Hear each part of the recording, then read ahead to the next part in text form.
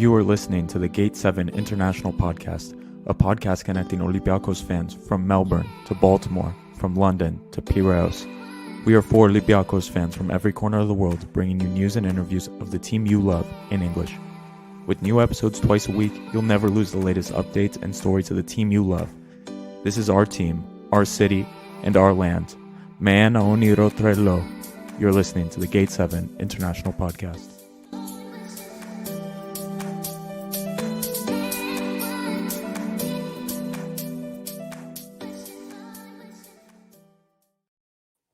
What's up, everybody? This is Adi from Gate 7 International. Going to be joined very shortly by Kostas Lianos and Kostas Levoyanis. But before they get here, why don't we go ahead and get started, ladies and gentlemen? If you haven't done so already, please hit that like and subscribe button at the bottom of the screen. Please follow us on all of our social media channels.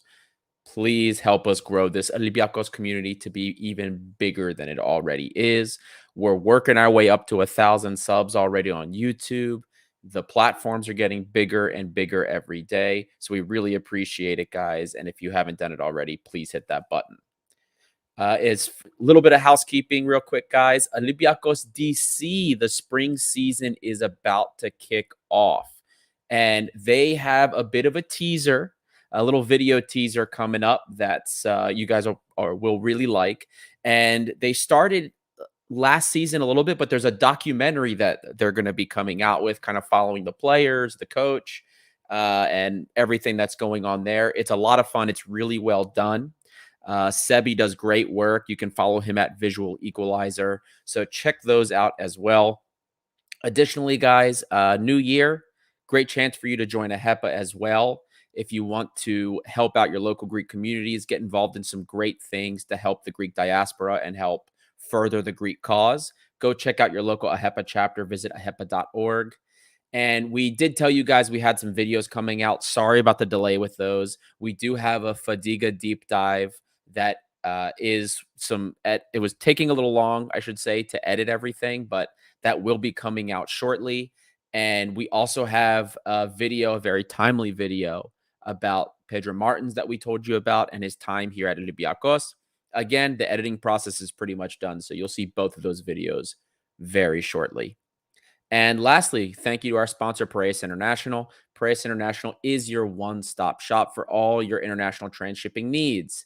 If you need anything shipped to or from Greece, wherever it needs to go, please give our friends a call, 410-675-4696, or send them email to sales@piraeusintl.com.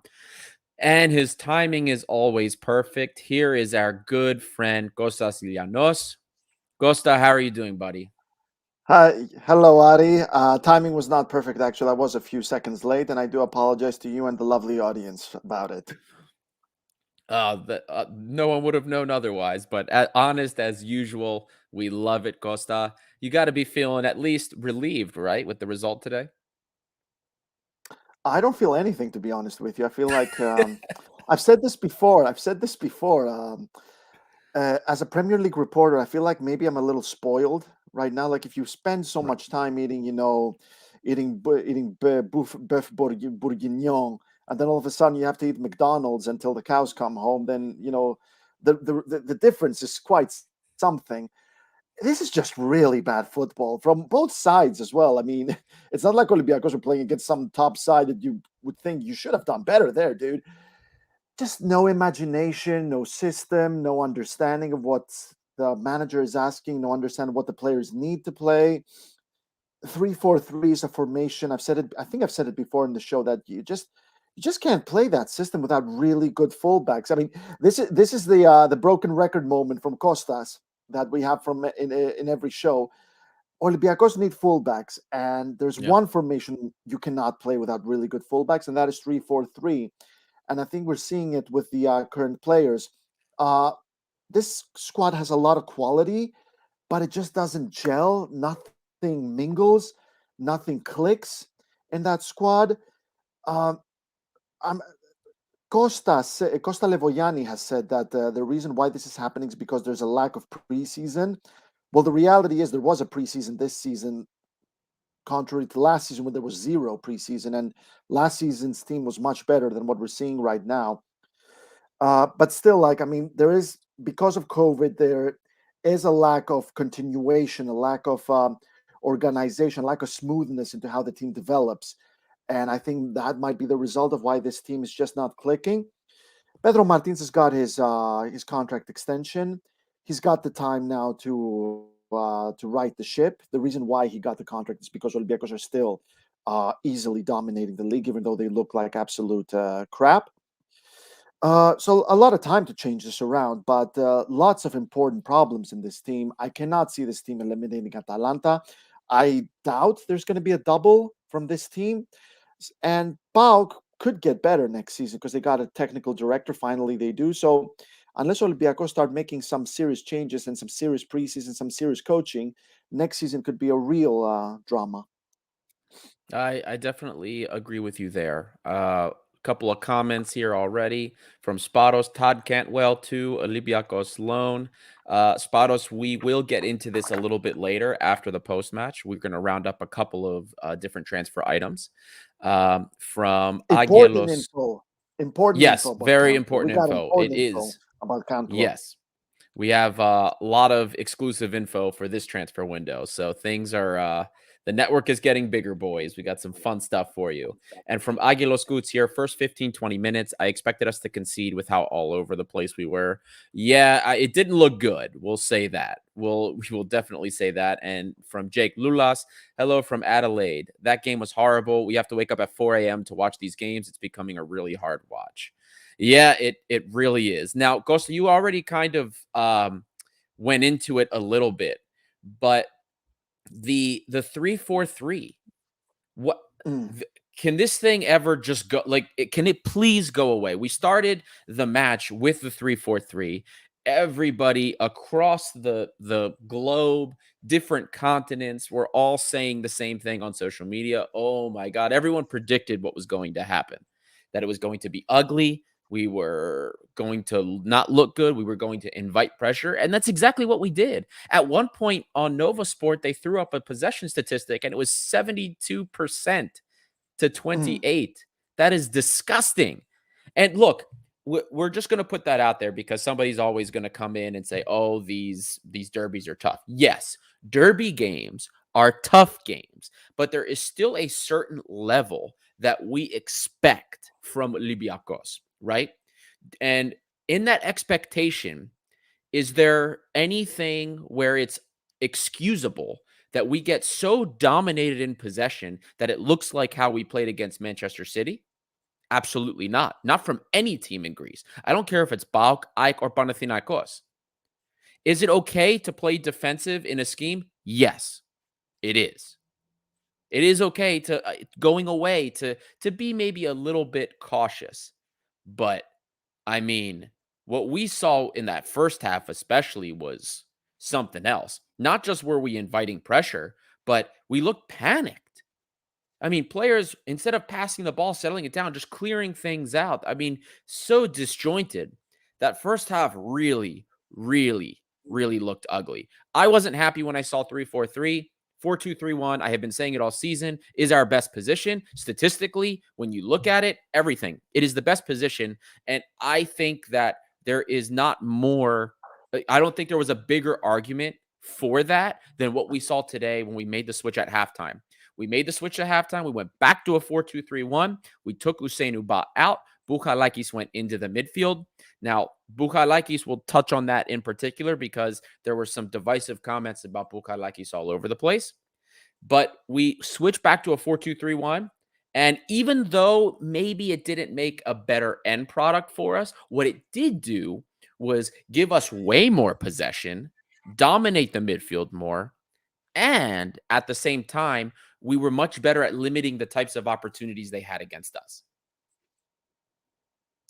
Well, you're more of an expert on formations than I am, but I do want to say this about the 3-4-3s, that it's a very sophisticated formation that demands a lot of possession. It demands a lot of tight spaces. It demands a lot of pace, especially from your fullbacks. And do correct me if I say anything that's wrong. At least that's what I learned from Antonio Conte at Chelsea and Thomas Tuchel at Chelsea.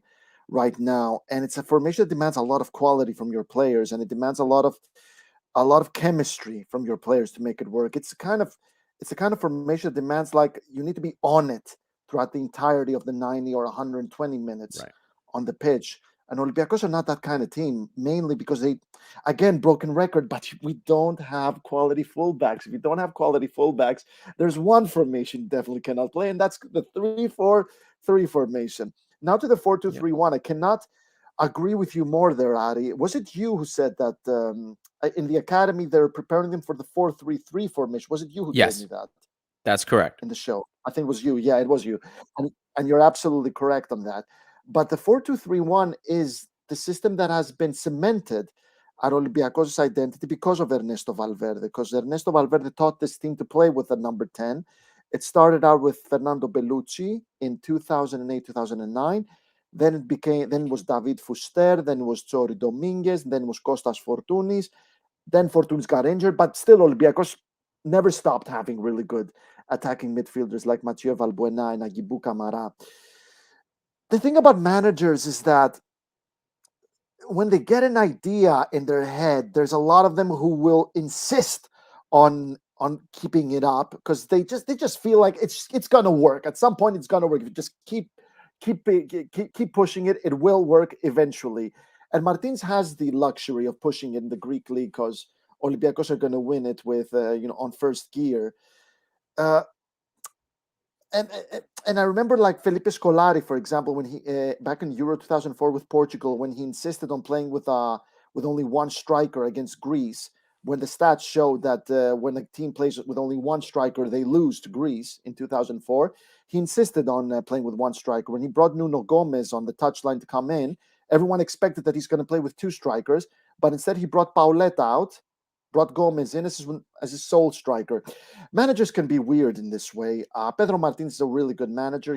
I insist that he wants what's best for Olympiacos, but on this occasion, as things stand, you cannot play 3-4-3, and you got to go back to the 4-2-3-1, which is the system and the formation that's been cemented in the club's identity. And I agree with you wholeheartedly there. Now, before we move on from the formation itself, because I did want to touch on a couple things within the game and some player performances.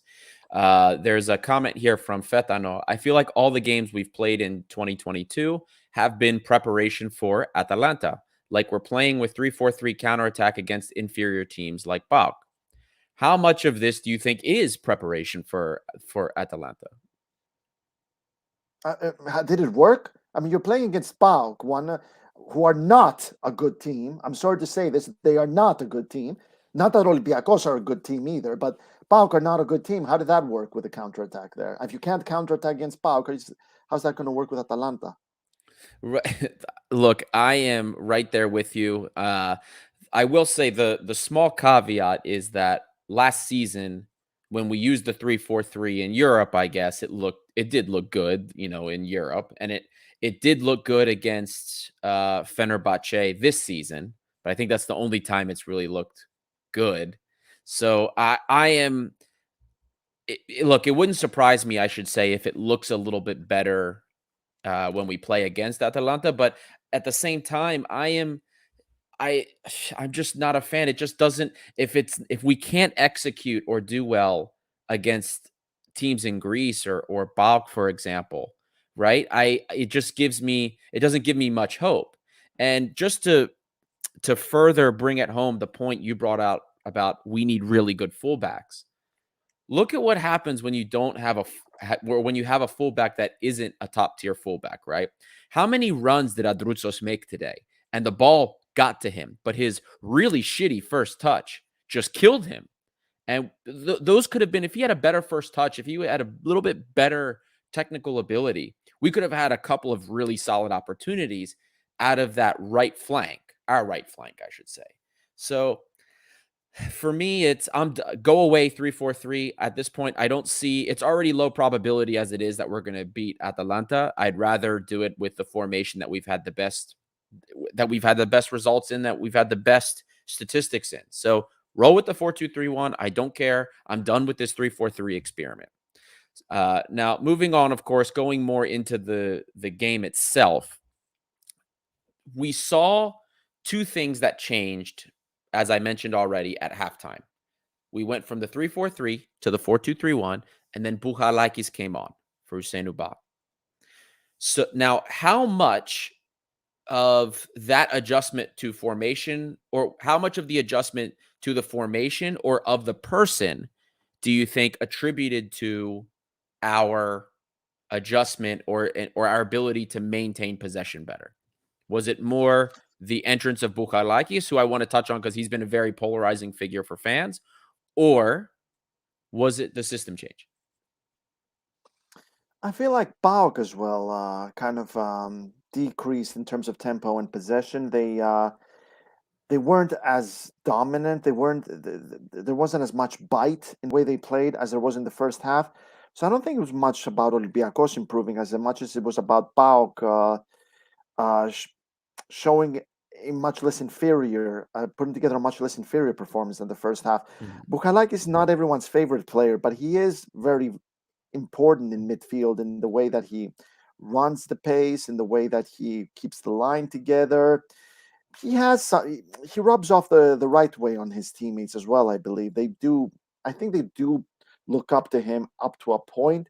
They do feel some sort of serenity when he's there, some sort of security perhaps, and that's important on a team. That's something that we usually disregard, the way that players feel like when one player is not on the pitch, and doesn't have to be your superstar player. It could be just someone else.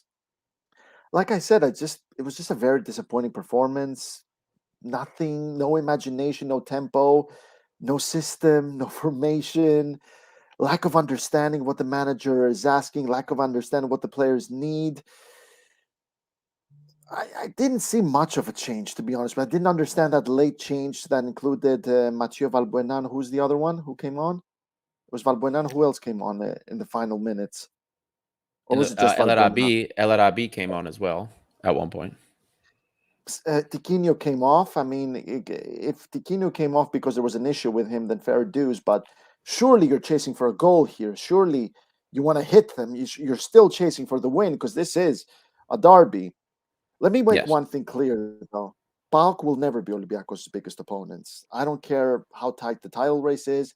They will never be Olympiakos' biggest rivals. That title always belongs to Panathinaikos. And to be honest with you, Olympiakos will never be Paok's biggest opponents because that title belongs to Aris. Ask any.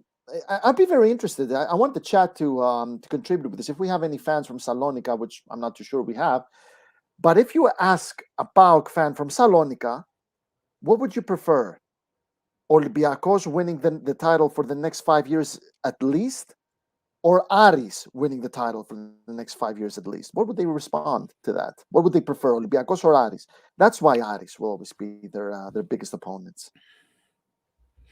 I've actually never thought about that question. To be fun, I would be curious. I know we've had a handful of fans from Thessaloniki in here and there. I'd be curious to get their input on that.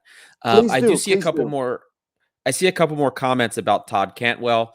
Guys, we will touch on this. We will touch on this later after the post-match coverage. So we will. I promise you guys, we will touch on that. We always do. Absolutely. There was a couple other ones. Let me pull up some of these other comments real quick. From Lifer 828, Bouchalakis and Camara, tragic performances. I don't know. So, see, here's the thing. Well, Bouchalakis first, right? Bouchalakis in build-up or when he has the ball at his feet, the common complaint is he's very slow. But the problem that we find ourselves in as a team is that Bouchalakis, guys, is our best defensive-oriented midfielder that we have. He's the one closes down the passing lanes the best, I should say, currently. Yanin Vila was really good at it last season, but ever since he caught COVID, he's been, a little bit different, or I should say tracking back. He sits back more, so he doesn't have to cover as much ground. We know that long COVID gives you some issues in terms of respiratory issues. So it's tougher for him. So Bouchalakis has been that stalwart midfielder that the real, I guess, more six-ish player that's been able to close a lot of those lanes down, get a lot of the interceptions, things that he leads at. Madi hasn't been as good at it either. So a lot of our midfielders have regressed in that. And we've seen when Bouchalakis does play, or does not play, I should say, there's a gap in the midfield and it sometimes collapses.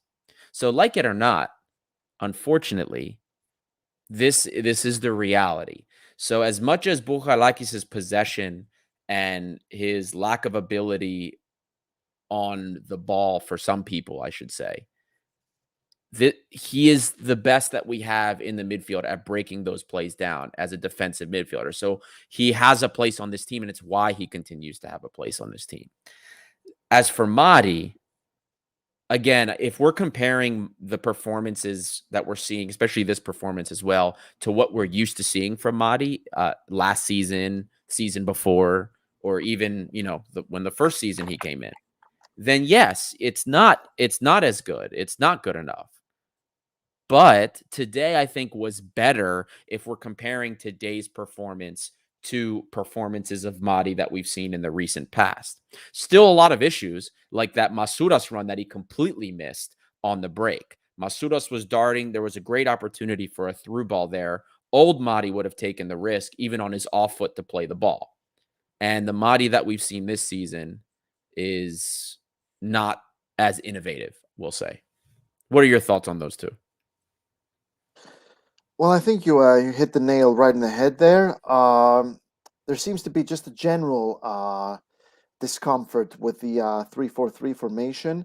I've mentioned that Bouchalakis is not everyone's favorite player, but is important in the way that he runs a few plays, especially on the break, especially not on the break. Sorry, when Olympiakos are on the defensive. When it comes to defensive midfielders, he's probably your best shot right there. I guess you could go and sign someone else, and you could fix that. But at present, Bouchalakis is probably your best option. When it comes to Madi, it's just it's been a steady decline in terms of performances. Last season and the season before, the season before that as well, he was on fire. Everyone was talking about how he might even how he's going to be a huge sell.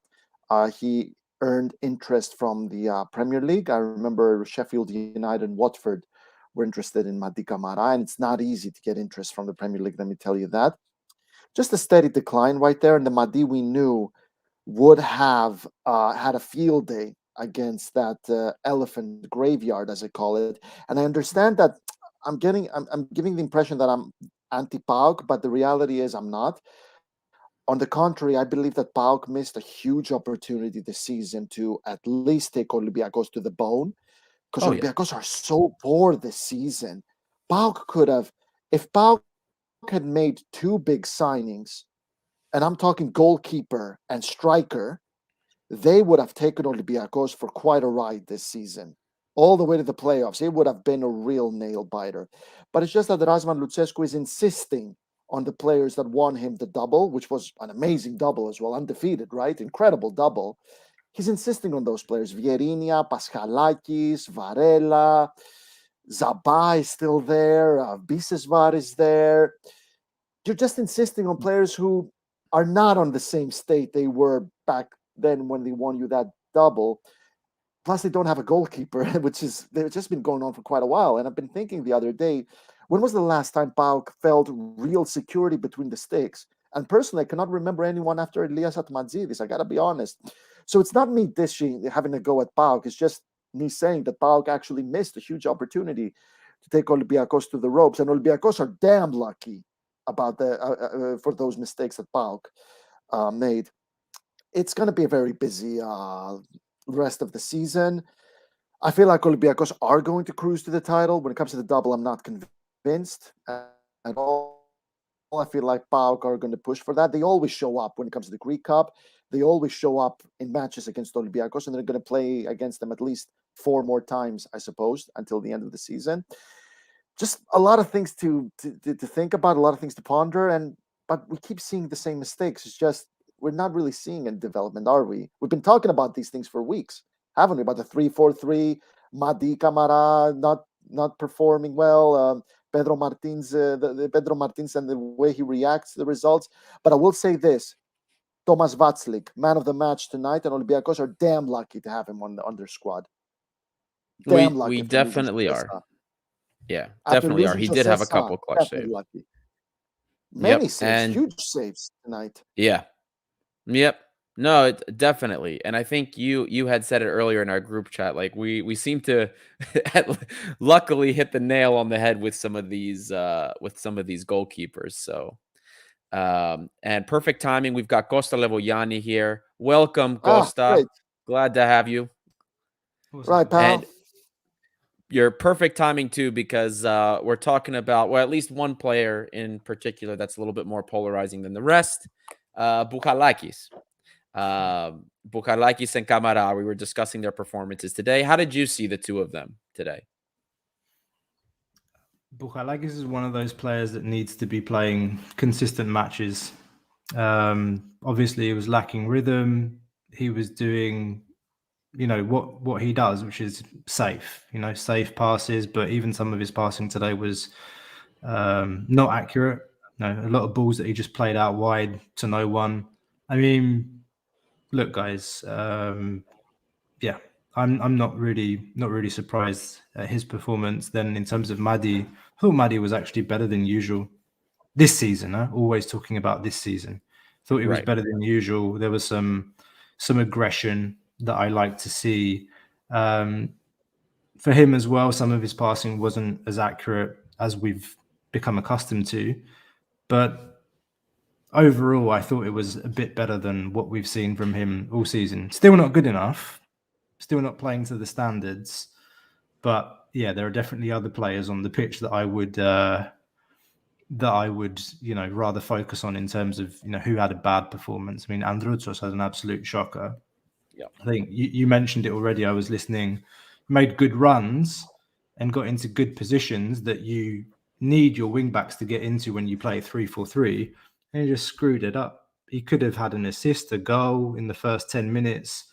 I don't know what Martin sees in training, whether or not he values Lala, but just not good enough. I think a lot of it has to do with a lot of the forward runs, because Adrutsos does overlap way more than Lala does. Even though Kenny does it more than he did when he first came last season, Adrutsos does make his way forward a lot more. There's more energy there. And Martins does seem to reward effort, at least. He has to, because otherwise there's not a lot of explanations for what we see in terms of player choices. But I think something that we do see is the way he's kind of treated Lala here. He's not 100% convinced. And it's a shame. And it's all it does is further the point that we've mentioned, is that we need new fullbacks, or at the very least a right back. The Kenny Lala signing was not a major risk. It was kind of a mid-level risk when we said, the money wasn't crazy when we got him in. It was a good deal. He statistically looked really good in France. He was held in pretty high esteem in France. So when he came here, we thought maybe we had somebody that was a good fit as a starter. Plus, Adrutsos came off of a season where he looked all right, and we thought he would at least be viable as a super sub in the right back position. It didn't work out. And I think it's probably something that will see us move on. Well, I hope we see us move on, at least in the summer. Costa Llanos, what do you think about that? I don't understand why I keep hearing about strikers, why I keep hearing about midfielders. The whole Zahavi situation, we talked about it. An amazing player. Maybe he has 2 amazing years left in the tank, especially for a league like the Super League. But you don't need a striker. You need fullbacks, at least one. You hit the nail right in the head by saying at least a right back. If it's too much to bring two of them, just bring a right back. The Michal Karbovnik initiative and experiment obviously has failed. I cannot imagine him staying for any longer at Olympiakos, no matter what Brighton think. Not too sure Brighton are too keen to throw him into the fold for next season. They're probably going to look for another loan fee when it comes to Karbovnik. But this is your priority. Go get two fullbacks, one right and one left. Too much. Go get a right back. I don't want to hear about a striker. I don't want to hear about midfielder. I don't want to hear about a winger in the summer transfer window before I hear about a right back. That's how I feel, because Olympiakos have to play qualifiers again. Their season starts in July, if I'm not mistaken. So they have to move quick. If not right now, then tomorrow morning. This is very serious, especially if Martin's going to be around for the next 2 years. If you want to play 3-4-3, you need good fullbacks. You just cannot keep going this way. Either you dump 3-4-3 or you bring in 2 quality fullbacks, or at least one. Can I make a more general comment? Because I mean, Yeah, sure, we're feeling a lot of negativity, I think, in the fan base because the football's been, let's just say it, it's been crap like this season. Yeah. And it deteriorated a lot last season as well. And the point that I want to make is that there's a difference between criticizing and just saying everything and everyone is shit. Or at least that's not what we do here. We try and analyze what's going on. We take the time. But I just don't think like this kind of manner of just saying everything and everyone is shit it's achieving nothing. Yes, the club has problems. Yes, the performances have been anything but good. Yes, pharmacies have probably raked in profits from selling eye drops the last month or months. Why is Pedro Martins playing a 3-4-3?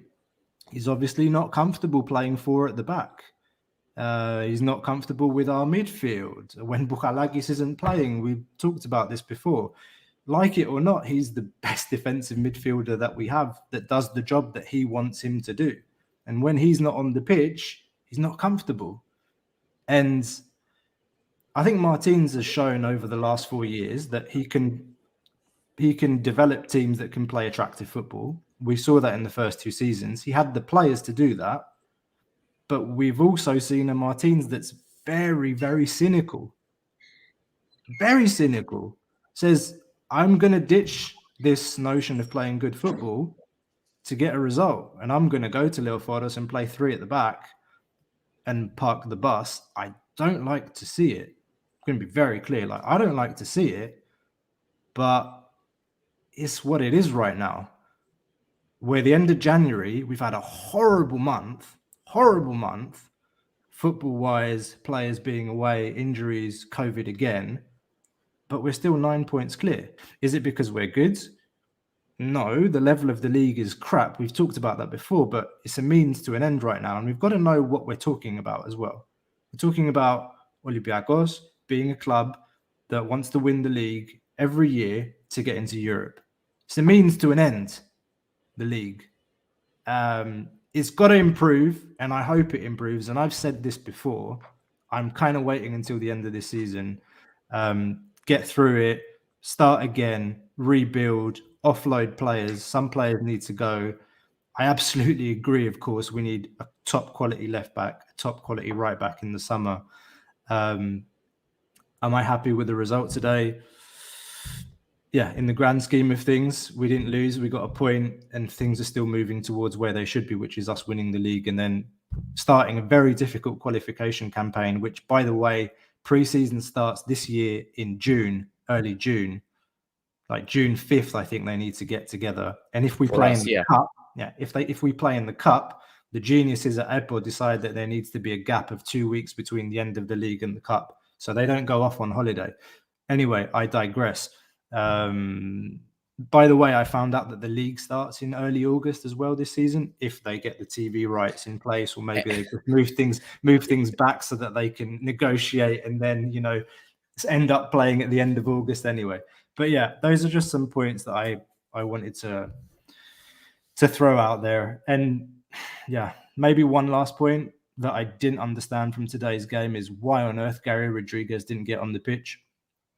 Because he absolutely destroyed Paok in that first game against Paok at Karaiskaki.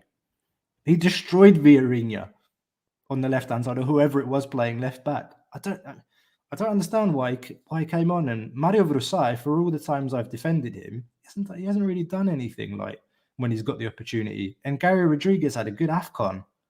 Why the hell didn't he come on today? Like, as bad as we were, all you needed was a player like that, or dare I say it, Henry Onyekuru, to get the ball in some space, or play one-on-one and, create something on the wing, use the pace, go one-on-one, make something happen. So I was a bit disappointed that change never happened today. It never happened. What were those changes at the end? Nothing, just wasting time. And that, again, speaks to what I said about Martins being a cynic. That's what he is this year. He's a cynic. Just wants the result. Doesn't care about the football. I mean, obviously, this is a podcast that doesn't like doom mongering, and I find it to be very obviously this is the kind of we give the kind of analysis that's objective. We're not Takis Tsoukalas, and like I said, after this performance, big ups to Thomas Vatslik. It's huge that this team has a goalkeeper that they can feel total security with, especially after losing José Sa, who is among the best goalkeepers in the Premier League, the third best goalkeeper behind Ederson and Edouard Mendy. At least that's what the stats say. Take it or leave it. From then on, this is also a podcast that likes to keep the team into account. They like to keep the bar high. Because this is a club that aims high every season. Winning the league every season is not easy. Winning the double is not easy. Making it to Europe and also continuing in Europe after December is also really difficult for a Greek team. And they've been doing this pretty much every season since 2007. And that is huge. That is something the team needs. And that's something that Greek football needs. I wish Paok, Panathinaikos, and AEK would do this as well every season. I wish we could have more teams kicking ass in Europe so that Greek football can elevate itself a couple of steps. From then on, tonight's performance, in my opinion, was what it was. It was disappointing for the fans of Olympiakos, was disappointing for Olympiakos themselves. It only gets tougher from here on then. There's some big games against Atalanta, which Olympiakos should at least put up a fight with them. My opinion, either Atalanta go through easily or it will actually be a nail biter somehow, some way, considering the next game happens at Karaiskaki. And as I said, next season could be a completely different story unless radical change takes place. Paok can seriously improve next season. This might not be a cruise next season in Greece. There might be some drama unless something big changes. That's my opinion. Yeah, no, I see what you're saying, and both you and other Costa have had made some very good points about that. Now, before we move on to a man of the match and coach's grade, we of course have our normal ad read from our sponsor. Ladies and gentlemen, roses are red, violets are blue. Do not let a wild pube wreck you. Valentine's Day is just around the corner, and our sponsors at Manscaped are here for you with the best tools to get your balls ready for the special occasion.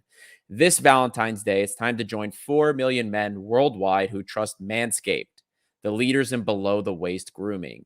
Check out our exclusive offer, G7INTL. Plug that into manscaped.com. Use that, you'll get 20% off and, of course, free shipping, guys.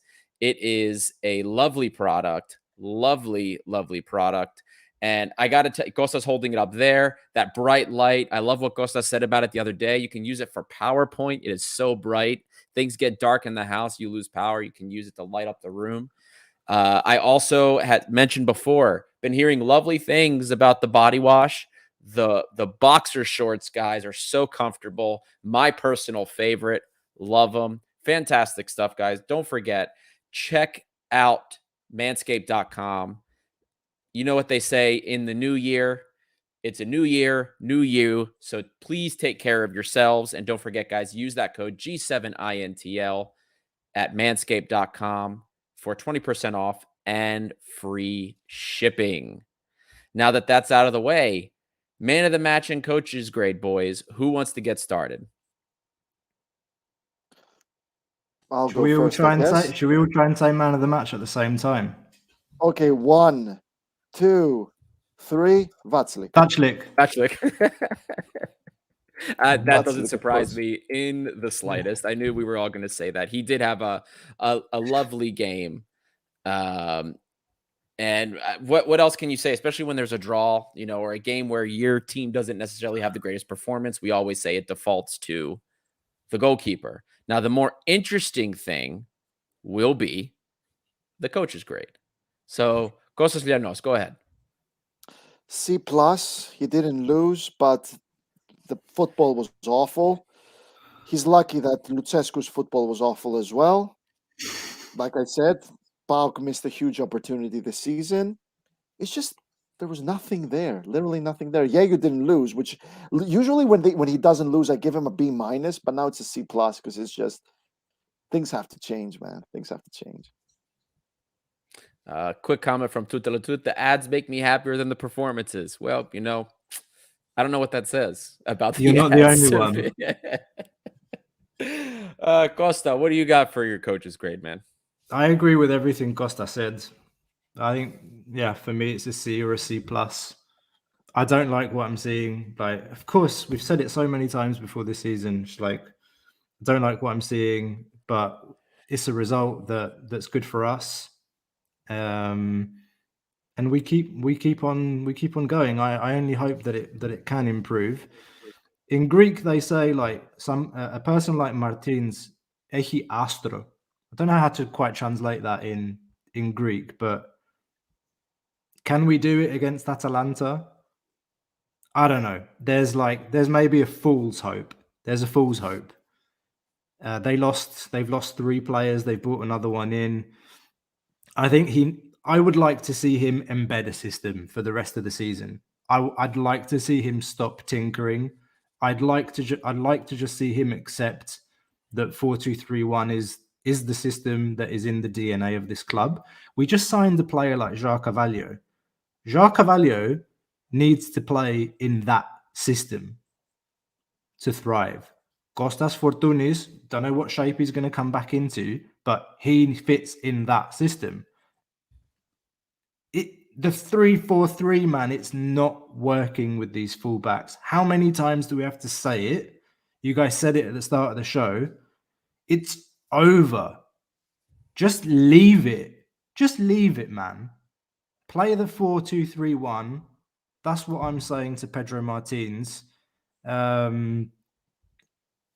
mate, nothing more. And for Vaclik, like one thing, we were very skeptical at the beginning of the season about his physical condition, his injuries, like the knees, the waist, everything that we were hearing.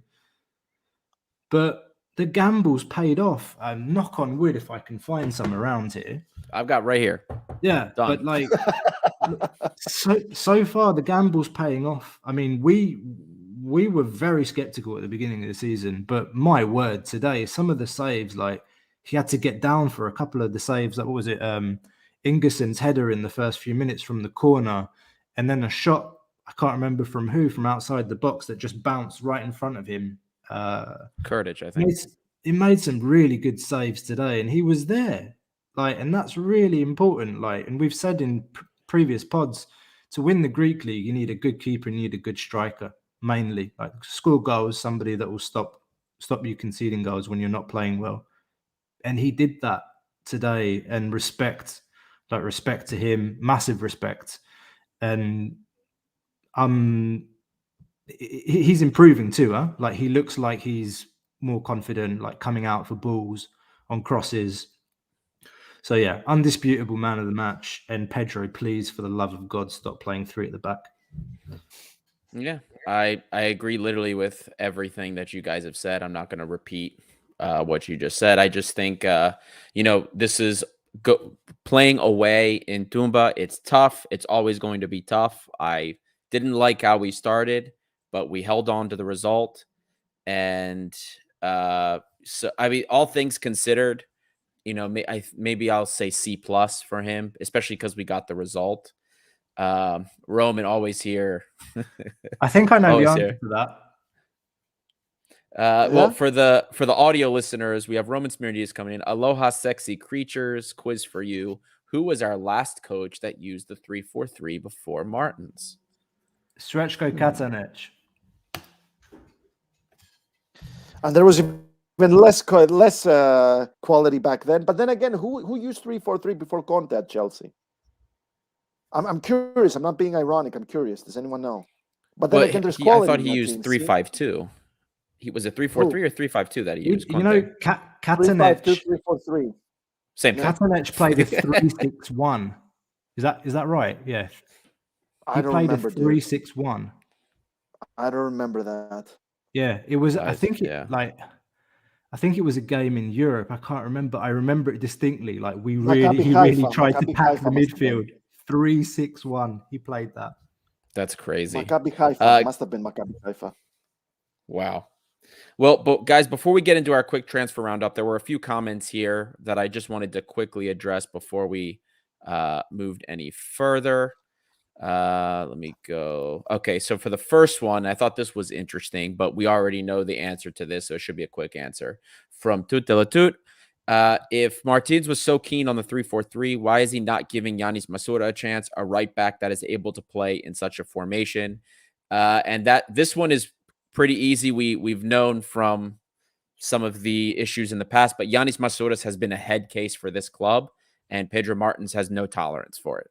So if you guys remember the loan that he had, he was giving issues to the Larissa coach because he plays for Olympiakos apparently, and he didn't want to play out of position. So that there's behavioral issues. Roman Katanec didn't expect that. Costa, well done. Fantastic, Costa. Great memory because I was lost. I had no idea. So that question from Tutelatut, it's behavioral issues, and Martins doesn't want to deal with it. We've also heard some rumors kind of about that. The same with Gutris. Martins just has a habit of there's players that have these issues, he ships them off. Chumic was the same. We were hearing that at training over the summer. He was kicking stones in training. Martins kind of was sick of it and kicked them out. So this is, again, these are just rumors that we've heard, but that's the Yanis Masura thing is we're about 95% sure it's behavior related. We have another one. Now, this one is interesting. I think this is one that I also brought up in our group chat. This is from Johnny Tsabukas, one of our bloggers. I have a question. If we go unbeaten and win the league, will anyone question Martins? Let's quickly do this thought experiment. We don't have to spend too much time. But let's say the season ends. We win the league. Maybe not the double, but it's an invincible season. What do you? What would you think as a fan? Does it matter to you? Well, there's a lot of fans that are going to find this very impressive. I'm sure they will, but it's the Greek. Olympiakos shouldn't be targeting that. Do you know how many people abroad in England are talking about Paok's undefeated double? I have no idea. Yeah, I'm assuming not at all. No one. Nobody's talking about it. Olympiakos win the double, undefeated. Who cares? No one's going to care if they win it. It's Europe. You cannot stop pushing yourself in Europe. It's such a shame that this improved and developed Olympiakos since 2007. They've been on and off playing in the playoffs in the Champions League or the Europa League every year, and they've never made it to the Europa League quarterfinals. They've never made it to the Champions League quarterfinals ever since 2007. It's great that they keep playing in December onwards, but you gotta keep pushing yourself. Do you remember what Paok did when they won the double undefeated in Europe? What they did in Europe?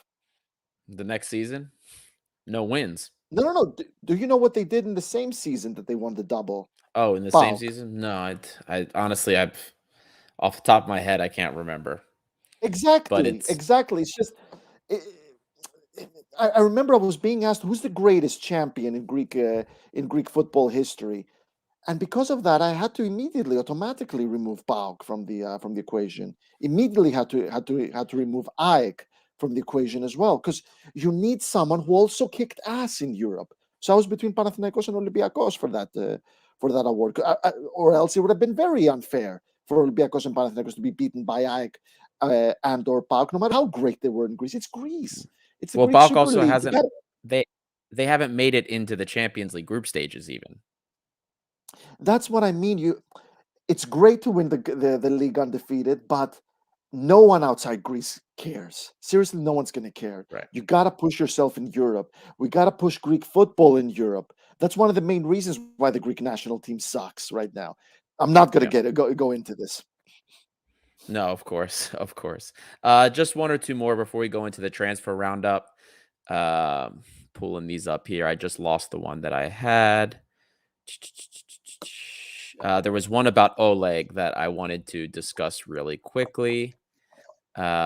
Costa would have loved this one. Here, Andrea Saladara, don't understand how the club has not brought in a left back. It's beyond me. Injuries to Oleg, and then what?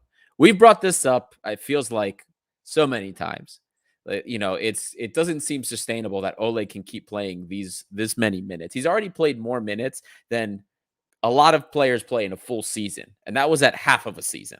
So it's just absurd the amount that he's playing and the level he's playing at, considering that he is literally just being run into the ground. It is absurd. And deadline day is coming up tomorrow, and there is no left back yet. Costa, there's no left back. Maybe that just means Karbovnik is going to be seen over on the left more. Who knows? It's definitely tough. And I think there was one more comment here that I wanted to get to before we move on to the transfers. If I don't find it, we'll just move straight on. Oh, here it is. Spot us. Why can't Pedro just use youth players at left back? I think this speaks to more about how Pedro values some of them. We heard in the past about Kitsos. We heard that Kitsos was, he was repurposed. He's a winger that was being repurposed as a left back, and he had some interest about him that he could be used as an alternate in some cases. Apostolopoulos clearly is not up to snuff, or we would be seeing him a lot more. But I think in the end, this just goes to show that Pedro Martins doesn't value what we have currently at that position in the academy or otherwise. Anyway, it is what it is. Regarding Pavon, I know we brought this up on a previous episode. Panathinaikos now have some interest in Pavon. Over the summer, guys, remember Pavon had a really scandalous court case regarding sexual assault. And given the current issues that we have had with our own certain player in that regard, I think the club was just steering clear of that. I don't know how that's gone on, but that's why we didn't pursue Pavon further. Anyway, there's people in here asking about some of the transfer stuff, so let's just go ahead and get right into that. First one, Costa, go ahead. Cantwell. There's been a lot of questions since we started the episode today about Cantwell. What have you got for us? Well, that came out of nowhere. Norwich ace Todd Cantwell has been linked with a move to Olympiakos. Everything that I'm about to say, none of it is exclusive. All of it is based on information that I have read and acquired. So what's going on with Cantwell right now? Olympiakos are among the teams that are looking to sign him on loan until the end of the season. They are in a bidding war with Bournemouth and Granada, as far as I know right now. Olympiakos have made a bid, but there's still a huge difference. There's still not a huge difference, but quite a difference between what Norwich are asking and what Olympiakos are willing to offer. What is going on with Pavon in general right now? Under former manager Daniel Fark, he completely fell out of favor. He was demoted to the under-23 side. Upon Dean Smith's arrival and after the sacking of Daniel Fark, when Dean Smith arrived, he was reinstated into the first team, but he's still been struggling to find himself and to continue playing at the same level that he was beforehand under Fark. And he put together some really impressive seasons, couple of seasons, really impressive, and he was seen as a rising star at the team. Does it make sense for Cantwell to come to Olympiakos? We've said it many times here. Olympiakos are the perfect second chance saloon that you could get in Europe, and we're only talking until the end of the season, right here. His contract comes up at the end of the season with Norwich, but there is an option to extend it for a further one more year. I think that's accurate. But from then on, I don't think Cantwell is in the kind of situation and level where he would go to Olympiakos at this point in time. I would be very surprised if he joined Olympiakos. Not too sure what's going on with Bournemouth and Granada, but they sound like much better destinations for him to improve and develop and come back to Norwich and give them what they need. Because let's face it, next year they're going to be in the Championship. They're going to need players to help them come back to the Premier League. So are Olympiakos the kind of team that are going to help him find his old self compared to Bournemouth, who are playing in the Championship, which is still much more competitive than the Greek League? Is it Granada? Well, I'll be very surprised if he joins Olympiakos, if I'm being honest.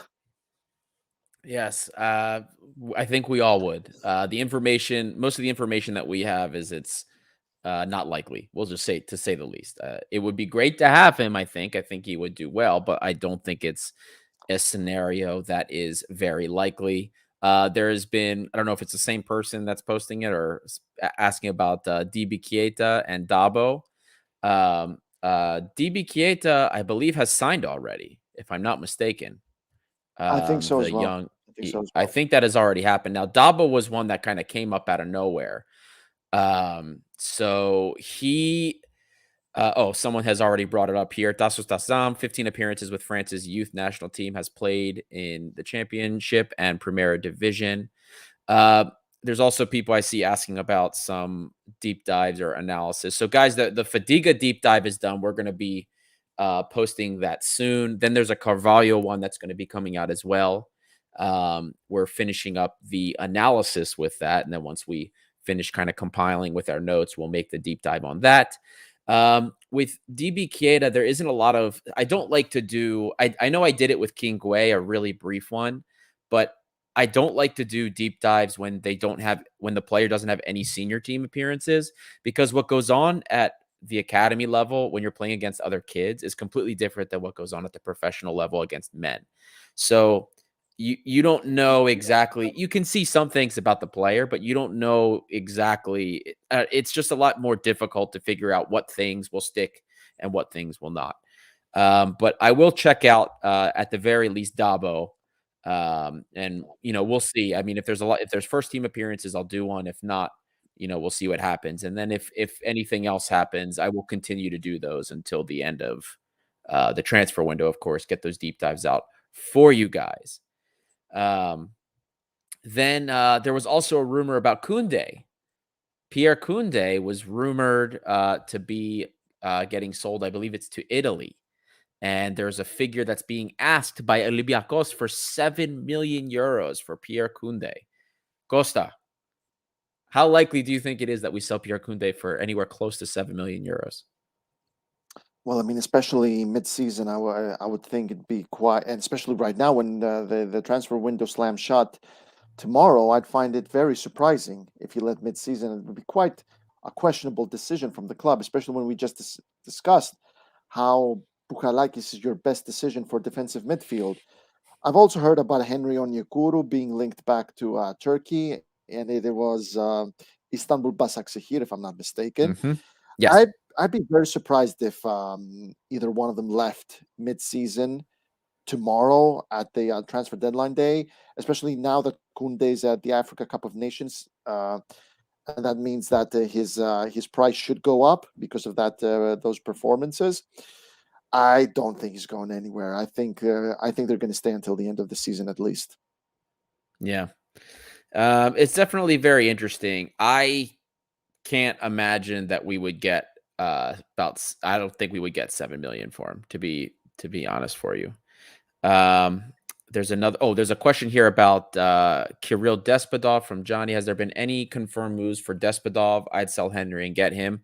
I believe it also might have been Basaksehir. Somebody apparently already offered Ludogorets 5 million for him. So it's very interesting. Another comment from Muscarius here. It'll be a shame if we let Koundé go. He's much more than what we've seen from him. We're going to regret this.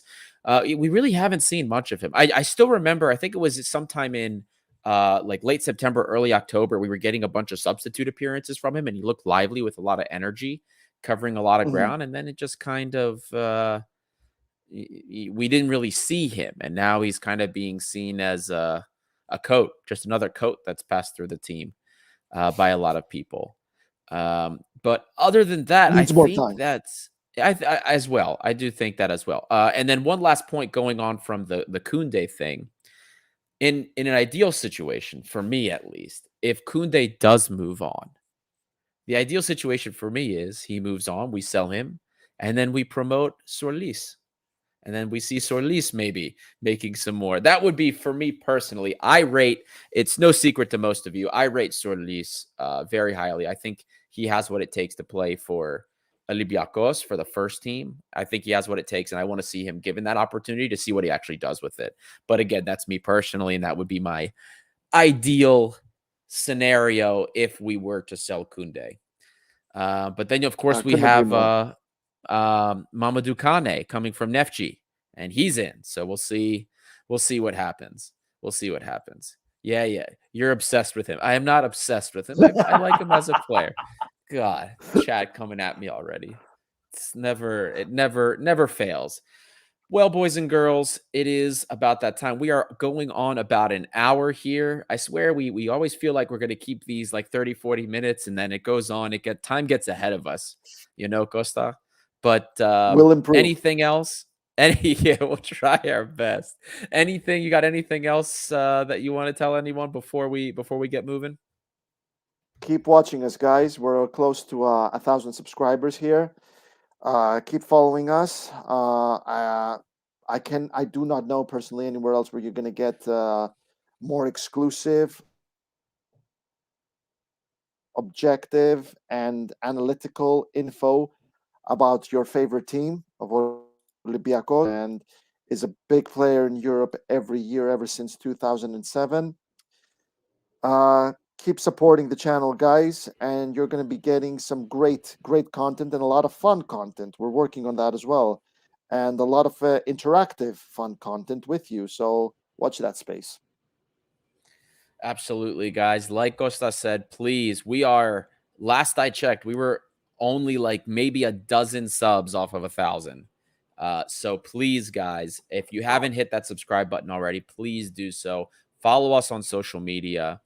This community continues to grow. It is fantastic. I mean, there are Olympiakos fans everywhere, guys, and we're bringing them all together the best we can, especially for the diaspora. Thank you, so many of you that have been here, many of you since day one. Sparos is a guy I've seen here for a long time. Eleftherios Machinis. Guys, thank you so much for sticking around. Roman, these are just the guys I'm mentioning. I know I'm missing a few, but thank you guys for continuing to stick with us, bringing people here. Like, subscribe if you haven't done so already. Keep an eye on this space for more content to come. The Olympiakos DC stuff is coming out. Like I said, boys, documentary style. Get to know some of these young players. It's not confirmed yet, but there is a possibility one of them could make their way to Greece and perhaps be a part of some piece of Olympiakos, whether it's the B team or one of the younger teams in the academy. We'll know more as the season progresses, but check that space out. Also, check out those videos that are coming out from Martins, as well as the Fadiga deep dive and Carvalho, which will be later this week. And as always, guys, this is Gate 7 International, and we will see you next time.